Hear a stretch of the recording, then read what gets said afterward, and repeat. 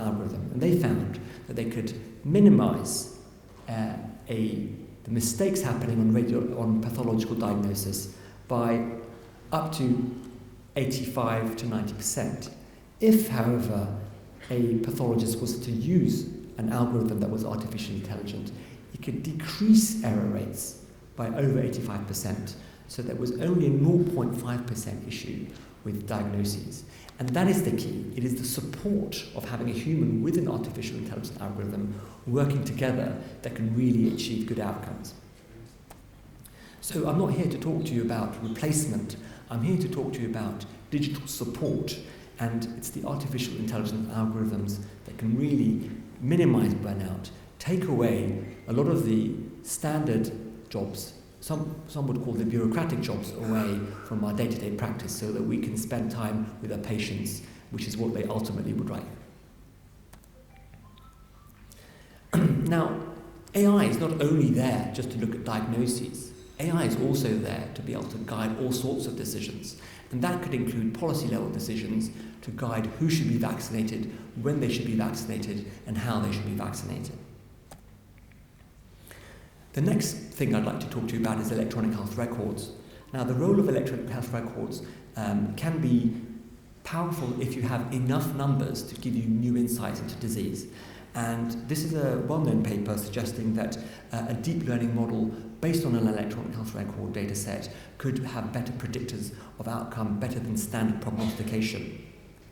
Some of the work that I'm doing in West London is look at the integrated care, the WISIC data that we call, which is looking at 2.3 million people and something like 6 terabytes of data to be able to better predict the outcomes of my local population, but hopefully of a global population.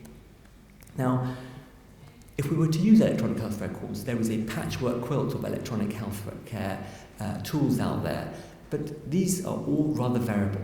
Different areas use different computer systems that don't necessarily talk to each other. So there is a complexity in that system, and that system can be augmented. We can get better alignment with our digital systems, but there is an ultimate need to be able to understand the data sets that we have. It's not only having a computer company that offers an electronic health record platform, it's how the data will actually interact and be interoperable. The reality is that there's a lot of data out there that we don't use. My watch is electronic.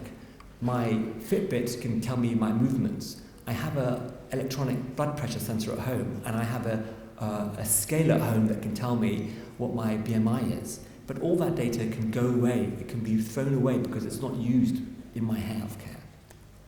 There is one solution, and that solution is in a world where you have multiple providers, multiple digital systems, multiple trusts giving their data, and these linking up together.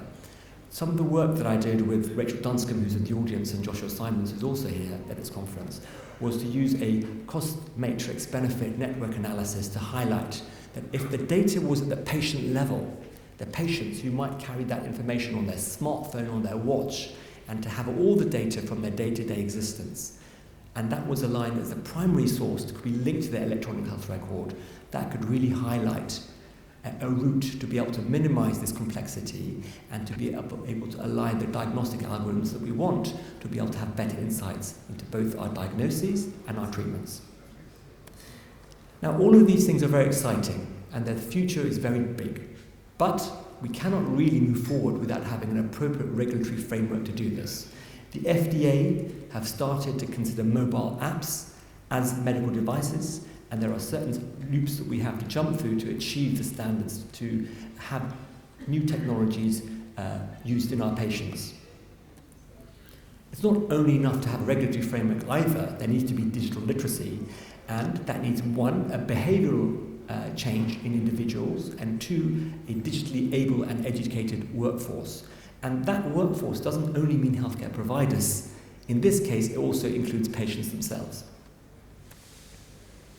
And so there is this period where humans are adapting to the technology, but the technology is moving faster. And there's a sweet spot where everyone in society, but particularly healthcare workers, need to be aware of how to use these technologies in their practice. And there needs to be a revolution in the education system to be able to support these individuals. But there isn't one degree or one source for digital literacy. Different programs, different healthcare settings have different needs, and so there are different scopes for information release, different scopes for technical proficiency, and different scopes for communication and collaboration. Tomorrow you'll hear Rachel Dunscombe, my excellent colleague, talk about the NHS Digital Academy, and this is something for one country to have every CIO and every CCIO in the country to be trained in digital health. And I think that is revolutionary, and I'm looking forward to Rachel's talk about this tomorrow. In and above the education, there also needs to be an ethical background. In the United Kingdom, we have Culture Court rules, and we also have each trust has its own information governance expert. This is important because the root of your data is very useful and can be abused, and therefore you need to have rules in place to support those patients and be able to offer patients both specific consent and maybe broad national consent for them to be able to use this data for health information that can benefit a country and can benefit a whole society and internationally also. There also needs to be concepts of the ethics of, is it appropriate to use some data in some situations? Some people don't want their data to be openly used, and if it is openly used, they don't want it necessarily to go to industry, and they want it to be guided for direct health. And as a result, there needs to be discussion in each national level to see what a country's needs are to be able to translate that into a national healthcare system. In the UK, the potential, which is where I work, is massive because we have 353 million people, and for example, if you were to use all the evidence from the 360 million annual consultations, the 750 million prescriptions and the 15 million A&E attendances, all electronically, the information that we can discern from that is just massive. People have thought about this for maybe over 20 years. In 2002, the concept of the National Programme for IT was utilised. And here it was suggested that a 2.3 billion pound outlay could link up all the complex data sets in the UK so that it could be used for analysis. In actuality, it failed. By 2011, it cost 12 billion and it didn't achieve any of its original outcomes.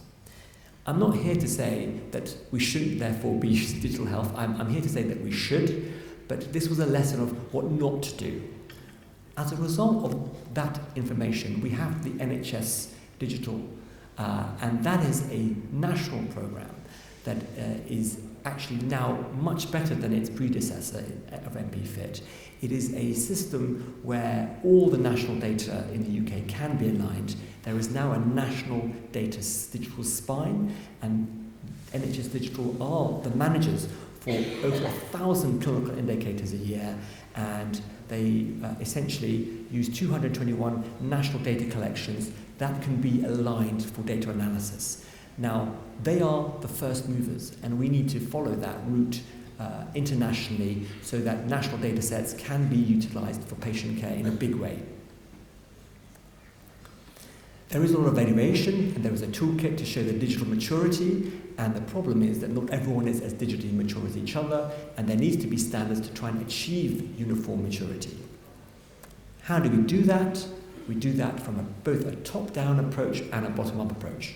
From the bottom-up approach, there are local digital roadmaps, global digital exemplars, and a shared learning that can be used between institutions. But that can only happen if there's leadership, and the leadership needs to generate guidelines, certifications, and tools. And it won't work if there's no one language that is acceptable amongst all these different groups. SNOMED CT are very powerful in having a digital language that can be used both by systems in primary care and in acute trusts, and having a uniform coding system will allow the transformation of all data sets to be able to have a universality.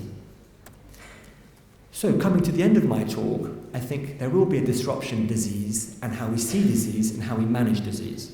The traditional diseases of mankind were all communicable.